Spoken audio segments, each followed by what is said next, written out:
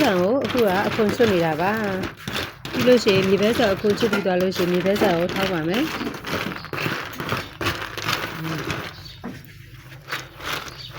ဒါပြီလူမပါစေနဲ့လူမပါစေနဲ့ဒါပြီခွဲလို့ရပါ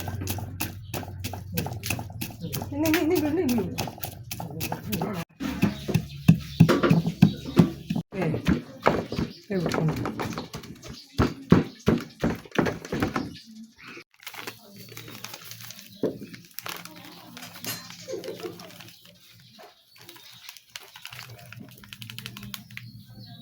တော့ဘုံနေတယ်ဟုတ်ပါ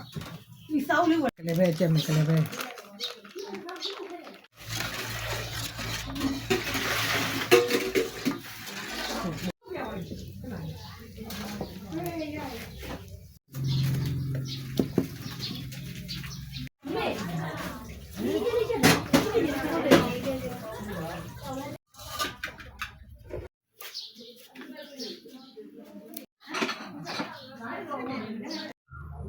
ထဲ啊